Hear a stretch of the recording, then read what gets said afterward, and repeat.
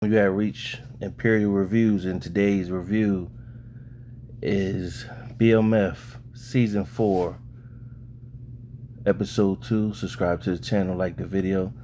Let's get into it. So this episode is pretty much showing a flashback of Meech and Terry after Meech got brought back by the spiritual guy, and you had Loco cutting out pieces of an animal, placing it all over an area, the guts and everything. So what this is supposed to do is when they make a move, because you got wolves trailing Meech, Terry, and Loco, and while they're trailing them, if they leave a kill for them, they'll stop there and eat and won't worry about when they dip off. So you have Meech telling Terry pretty much, inside the light, I seen God, and basically telling him he was destined to do this. Terry is pretty much looking at him like, man, beat your feet, man. That's bull. So he stormed off. Basically, Meech is starting to see his little brother is. You're seeing the separation where they got one mission, but they want to approach it from two different angles. So from there, you had Terry pretty much being approached by Bryant, one of his underlings, telling him the boss need to be not dealing with beef after the Lamar situation. He need to be focused on the product. So Terry pretty much saying, I'm developing a connect right now from South Carolina, which Lakeisha pretty much put him on to. So then it shows Meech. He went back to the A. He got up with his boy, and his boy is pretty much going over the map with him, basically telling him even though he was up in Mexico, the product was still getting moved. Everything is still going. His boy is pretty much handling business, but his boy's dad is sick. And so Meech was pretty much telling him, that's why you gotta live life to the fullest. Now the actor that's playing this character, those of us that follow the Country Wayne skits, this actor is Terry 2 times. But back to the recap. So then you have B. Mickey. He's trying to work an honest living. It's not working. He need fast money, or he need more money. His girl is home with the baby that's sick, and they need money for her care, her medicine. She got another surgery coming up, so he's struggling. He need to get back in the game. Now he's looking to link up with Meech and Terry. Now they all wrote him off, but he's still trying. So then you have Bryant. He's bringing someone home from. Now, I didn't know Bryant was in Atlanta now either. He got transferred to Atlanta. He's on detective work, and he dropped somebody off in the hood projects, and he's wanting to mix it in with the locals. While he's mixing in with the locals, a jump out party came in, and they pretty much beat him down pretty bad. Not pretty bad. They beat him down with the sticks and everything. When they pulled him in the interrogation room, they found out that he was a detective cop that sold his own police party up. So then it shows the mom. She's preaching at the church, singing. After the church was over, Big Mickey went up to the dad, pretty much telling him his struggles. The dad trying to give him encouragement, basically saying, that's why I work 3 jobs. And now you had the mom. She comes up. He's pretty much asking her, does the church have help him with, his daughter's surgery. He's trying to do it the honest way, she pretty much said they got a fund that she'll look into to see if it's a way that the church can help. And other than that, they praying for him, but his daughter's sick. So you had the dad, Charles, is he looking like, dang, like this used to be me, man. He feel for him. He wish he could do more. So from there, Bryant is talking to the jump out team, telling them about why he was here. Pretty much one of the guys, the Asian cop, pretty much said, hey, don't mess with what we got going on. You need to stand down, go about your business. But the other guy pretty much looking at Brian like, nah, he got some inside. We gotta let him know. We gotta at least find out what he know. Then it showed Nikki. She's talking with her boyfriend in the back of the car, pretty much she on her way to college. He's telling her, most of his friends are breaking up with their girlfriends so they can be free when they go to college. He pretty much saying he don't want to be free. He'll wait for her in Morehouse, and they pretty much get intimate. So Nikki's grown now. She's 18. A cop pulled over.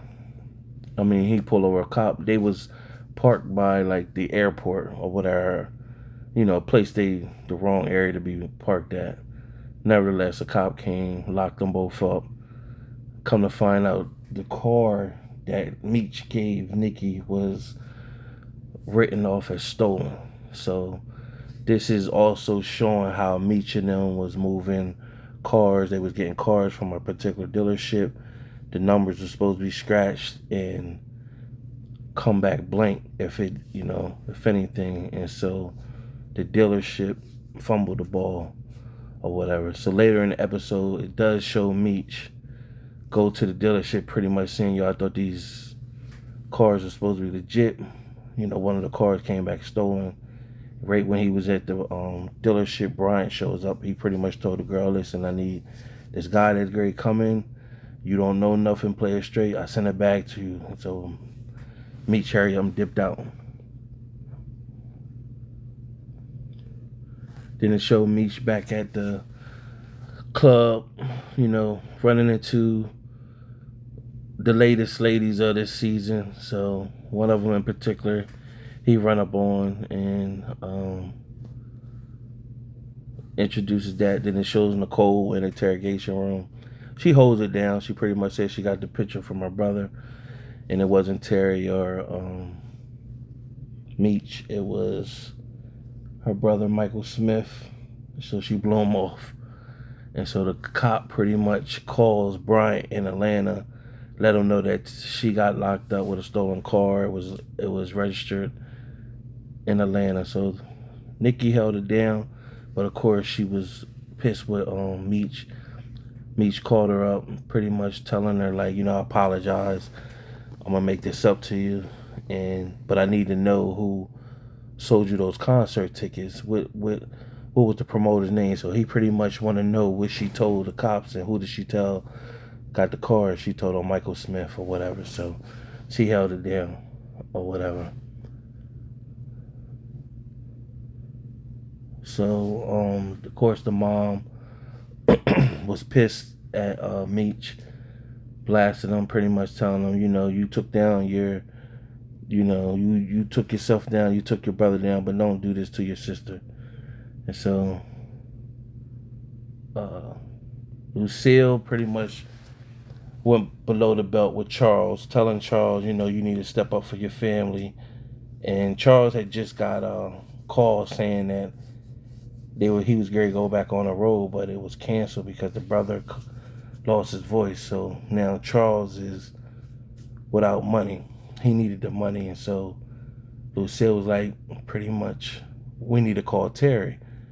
And Charles was like, nah, we can't call Terry because they're going to be looking, the Bell's bomb, they're going to be looking where y'all get the legal money from. You just took over the church, you were pastor at the church, So she pretty much took a low ball to him and told him he needed to step up for his family. He needed to get back to work. So he went and pawned his guitar, so that that hurt. And they trying to all do the right thing, but it's going to show you how, even despite trying to do the right thing, the struggles of life that'll still bring you back in when money is scarce and it's just not enough. And so when the opportunities ain't coming your way, the financial opportunities come your way, and then the wrong opportunity but the right opportunity at the same time. It's not right theoretically, but the money. So it's basically just showing how the dad ended up getting involved or whatever. The dad does eventually get involved. It's just showing you all the levels that it pushed. He tried, he tried to run a straight and narrow. The main thing is to keep Nikki and her mom afloat.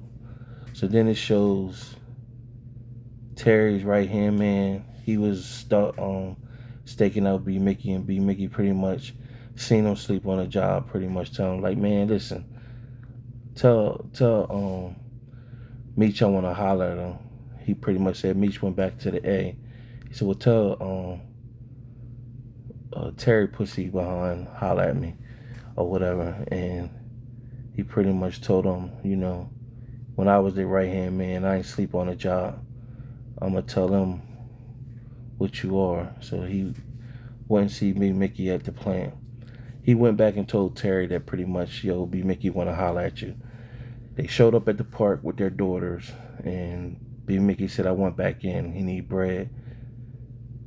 Terry already came with an envelope full of money or whatever. He should have just took the money. He said, man, he want to earn his way. He went back in. So Terry just stepped off. So what ended up happening is, back in the A, because Meech knew that Bryant and the crew was telling him, he sent the shipment to another location. Meanwhile, he set Bryant up and a new crew up to show up at the airport. They seen some Colombians. They pulled the plane in. When they pulled it in, the Colombians got out, but it wasn't excuse me, Meech in the plane. And there was a shootout, and the Asian cop or part of the jump out crew, he got shot in the neck. He died. So that's going to open up opportunity for Bryant to get on that task force. Meanwhile, Meech and them was looking from afar, and Bryant was out looking like, I know Meech looking at this or whatever, because there was no drugs on the plane. And so Bryant was pissed. But Meech and them got out. So then it fell after them selling, after the Pop Charles sold his guitar, they went and they bailed Nikki out. When she came home, she smelled her piss. She put her coat down. And so she told her mom pretty much she grown. If she want to have sex, she want to drive, she ain't got nothing to do with that. And she pretty much told the mom, you on your high horse now that you a pastor, saying basically you looking down on everybody. And so she said, I do what I want. So the mom went pretty much, was great jump on her. Charles jumped in the middle, grabbed her, and pretty much told her, listen, don't do that. He's like, yo, you giving everybody grace at that church but your own family. And basically telling her, he telling her right though, you know what I'm saying? And she's looking down at everybody else but not reflecting on her own self and what she got to do with it. So